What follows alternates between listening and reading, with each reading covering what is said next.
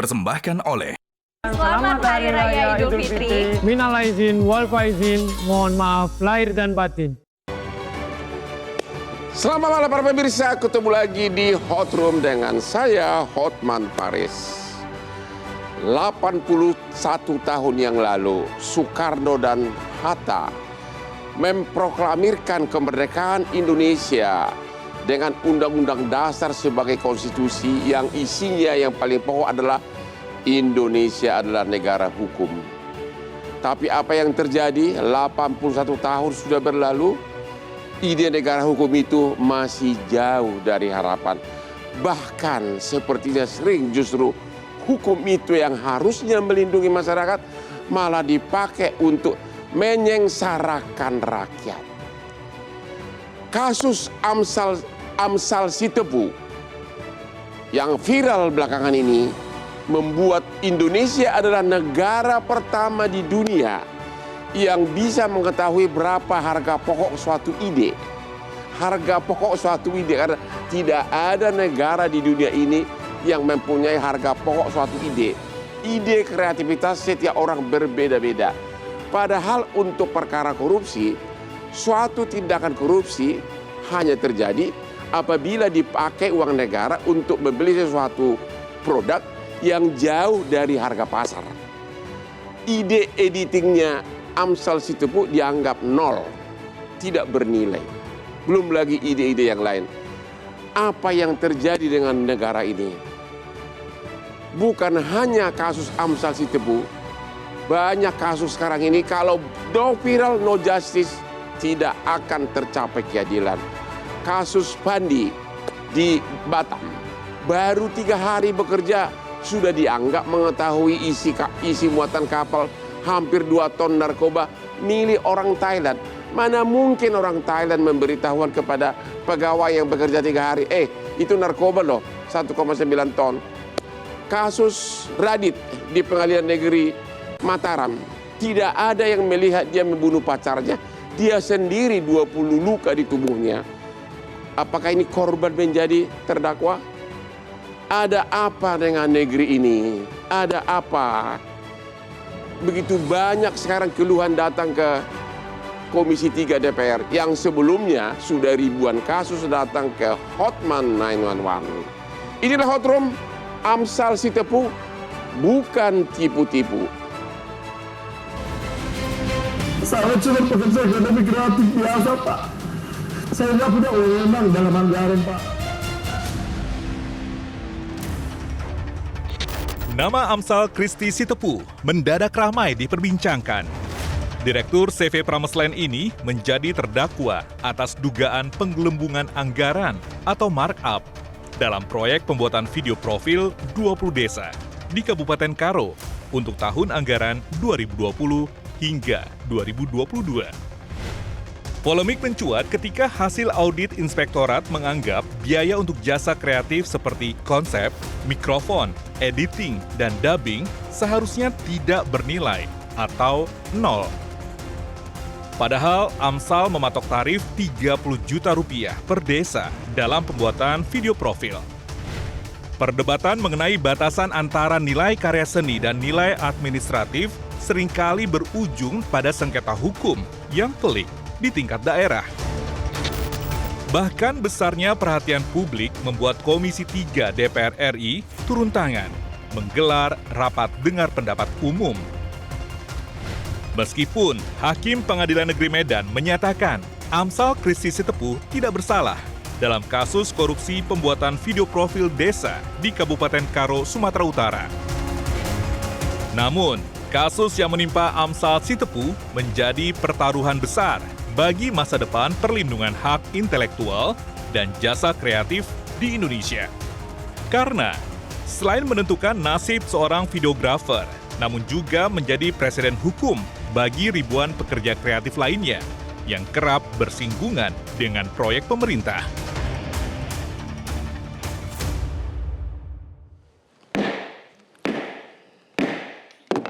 Hotman tetap tidak akan pernah lupa mengingatkan kepada kamu-kamu yang berumur 40 tahun ke atas bahwa cepat atau lambat daya ingat kamu akan berkurang. itu adalah alamiah. Dan contohlah gaya seorang Hotman Paris yang sudah 43 tahun pengacara, tapi daya ingatnya tetap brilian, daya kerjanya tetap fokus, berkat selalu minum kopi luwak hitam premium. Ya, minumlah 5 kali sehari, tapi tanpa gula, akan membuat kamu tetap hot seperti Hotman. Kopi luwak hitam premium. Halo Pak Amsal Sitepu, selamat malam. Halo melalui Zoom, Pak Amsal. Halo, halo Pak Hotman. Horas. Dengan Pak William ya, Pak Amsal. Menjua-jua Pak. Menjua-jua. Anda dituduh korupsi atas nilai ide Anda tidak bernilai. Bagaimana? Coba bikin singkat dulu kenapa Anda dituduh korupsi dan bagaimana perasaan Anda sesudah divonis bebas oleh pengadilan. Silakan. Yang pasti kalau perasaan saya hari ini sangat senang ya Pak. Ya. Bersuka cita dan seperti yang saya sampaikan tadi, saya sangat bersyukur untuk semua orang yang sudah menyempatkan waktunya, meluangkan waktu dan energinya untuk membantu saya dalam memperjuangkan keadilan ini. Itu Pak, terima kasih untuk semuanya sekali lagi. Terima kasih banyak. Terus apa komentar saudara terhadap yang paling viral itu adalah nilai editing Anda dianggap 0. Apa komentar Anda? Wah, menurut saya ketika nilai editing dianggap 0, ide dianggap 0, ini adalah sebuah kejahatan Pak dan penghinaan akan sebuah profesi. Karena ini yang selalu saya sampaikan adalah inkompetensi lebih berbahaya dari sebuah kejahatan. Ya, karena kenapa saya sampaikan seperti itu? Gini, orang mungkin saja pada saat itu mereka ini salah menafsirkan ide itu tidak ternilai, bukan tidak bernilai. Tidak ternilai dan tidak bernilai itu bermakna yang sangat-sangat jauh. Jadi ini yang perlu mungkin harus kita luruskan untuk kemajuan ekonomi kreatif yang ada di Indonesia, Pak. Dan tidak ada dalam undang-undang manapun ditentukan berapa harga pokok suatu ide, benar nggak? Ya benar Pak, karena dia tidak ternilai gitu kan, ini jasa ini apalagi, iya Pak, karena ini tidak ternilai dan ini merupakan sebuah kekayaan yang tidak bisa dinilai dan lahirnya dari, kalau saya bilang ini lahirnya dari sang pencipta gitu kalau ide ini Pak. Jadi menurut Anda sebenarnya siapa yang berperan terhadap kekacauan ini? Auditor atau oknum jaksanya? Apa komentar Anda? Kalau saya sih untuk menanggapi itu terlalu jauh, saya pikir pasti kedua-duanya dong Pak ya. Karena saya pikir sangat aneh ketika di masa sekarang ini kita bisa menganggap ide itu nilainya 0. Jadi saya menganggap auditornya juga salah dan jaksa penuntut umum yang memakai itu, yang mengamini itu sebagai LHP di dakwaan saya itu juga adalah sebuah kesalahan yang sangat besar itu Pak. Kepala desa semuanya puas dengan kerjaan Anda? Kepala desa? Ya, menurut fakta persidangan itu, ya kepala desa menurut fakta persidangan, ini kita berbicara fakta persidangan, mereka mengakui puas dan sesuai gitu. Jadi kita bertanya apakah video profil ini sesuai dengan yang ditawarkan dan yang diminta, mereka semua menjawab sesuai Pak. Jadi itu semua dijawab oleh kepala desa yang menjadi saksi di persidangan saya. Yang Anda dituduh markup yang mana? Menurut kamu gimana? Markup itu yang mana? Ya, markup itu adalah ada nilai yang tidak diakui seperti ide yang seharusnya 2 juta dianggap 0, baru editing yang 1 juta dianggap 0, cutting yang nilainya 1 juta dianggap 0, kemudian mikrofon ya 900.000 dianggap 0 dan satu lagi voice over ya, dubbing yang 1 juta juga dianggap 0. Itu yang dianggap markup di dalam perkara saya ini Pak. Aduh. Kenapa you nggak dari awal datang ke Hotman 911?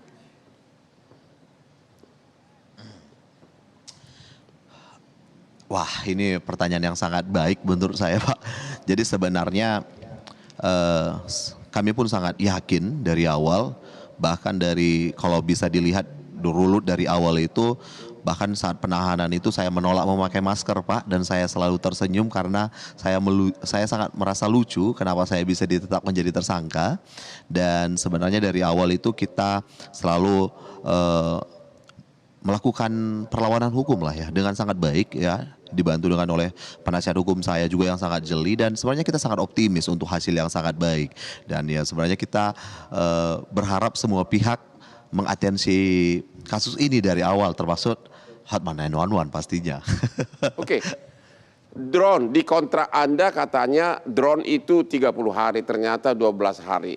Apa yang terjadi sebenarnya mengenai pemakaian drone ini?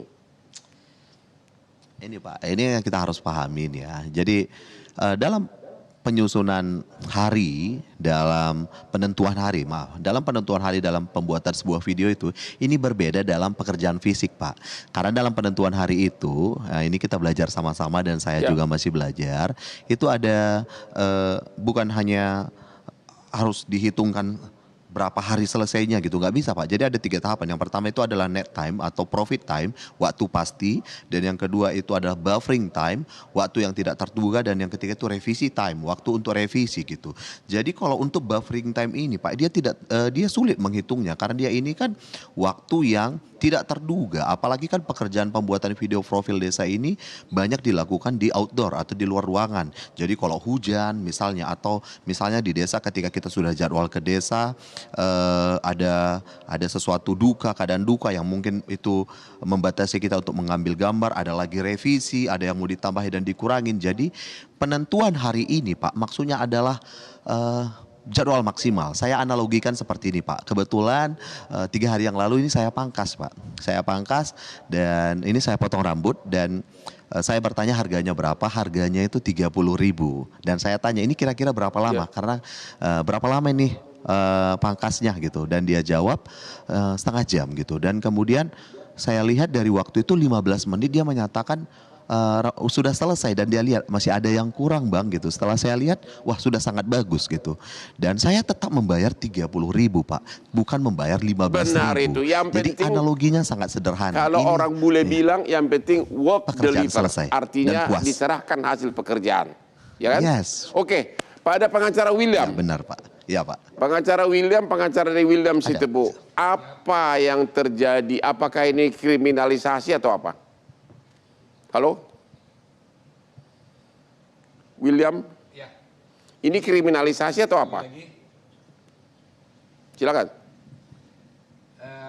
Kalau itu begini Bang, kronologinya begini. Mic-nya kurang dekat, mic-nya kurang dekat.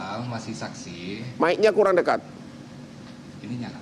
Ya, dekatin ke ya. Tes, Bang Hotman. Ya. Oke. Ya. Ya. Jadi begini. Pinjam mic-nya Pak Amsal. Pinjam mic-nya Pak Amsal. Pinjam mic-nya Pak Amsal. Oke. Nah, mungkin ini nanti.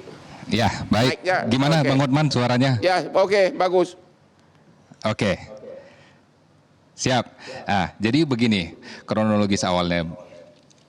Jadi di saat Amsal masih diperiksa sebagai saksi, itu ada berkisar memakan waktu selama 8 bulan. Di situ Amsal masih berjalan sendiri karena memang dari dasarnya beliau tidak ada niat jahat, beliau juga yakin, ya dia optimis ini nggak mungkin menjadi masalah. Itu keyakinan beliau kemarin. Sampai pada akhirnya diperiksa sebagai saksi di hari, saya lupa harinya, di tanggal 19 November. Setelah diperiksa langsung ditetapkan sebagai tersangka dan kemudian langsung ditahan pada hari itu juga. Dan saya masuk di hari itu setelah penetapan tersangka. Ya. Nah, dan ternyata saya lihat saudara Amsal juga tidak pernah diperlihatkan dokumen-dokumen yang menyebabkan beliau ini disangkakan pasal-pasal korupsi tersebut. Ya. Singkat cerita, ini sangat cepat kemarin prosesnya Bang Hotman. Setelah tersangka, kira-kira 2 minggu langsung dilimpahkan ke Pengadilan Negeri Medan, khusus Tipikor. begitu. Ya. Jadi kita juga untuk susun rencana untuk pra peradilan kemarin sudah tidak sempat. Ya.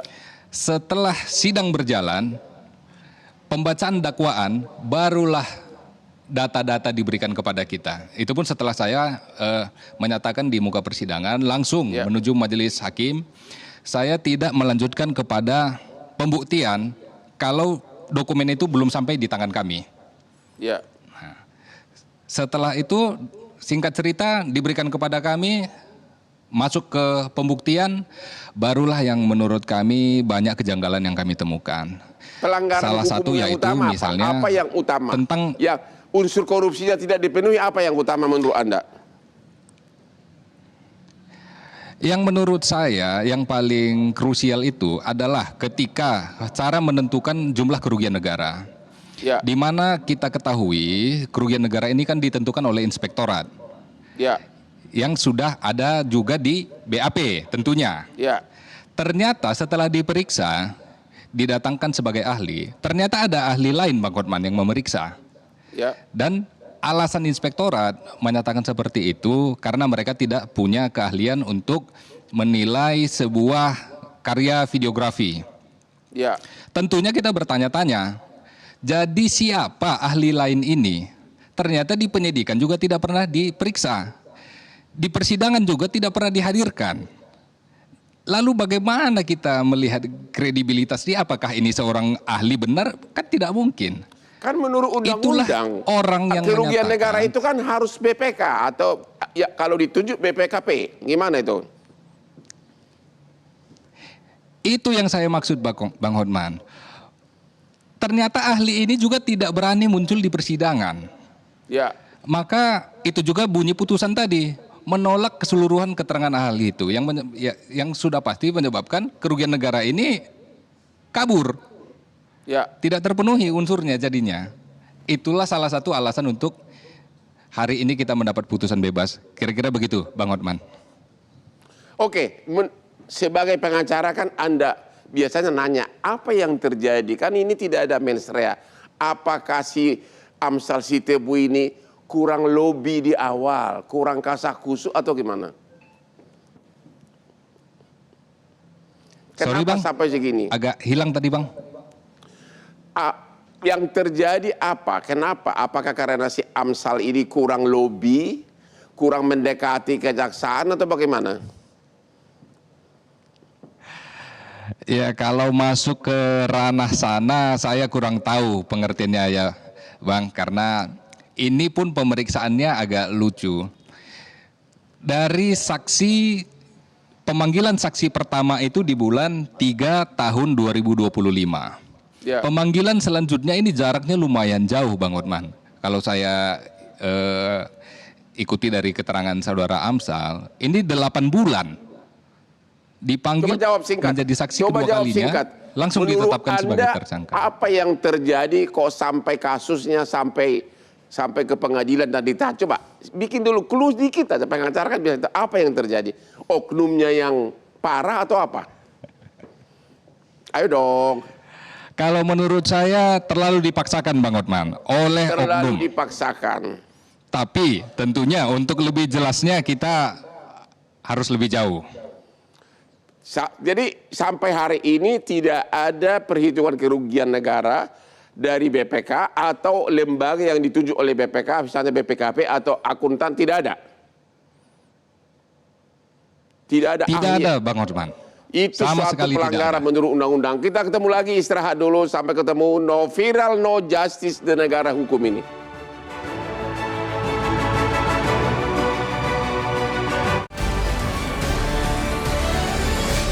Dipersembahkan oleh Selamat Hari Raya Idul Fitri. Minal aizin, wal faizin, mohon maaf lahir dan batin. Jelajahi cara baru mendapatkan informasi. Download Metro TV Extend sekarang.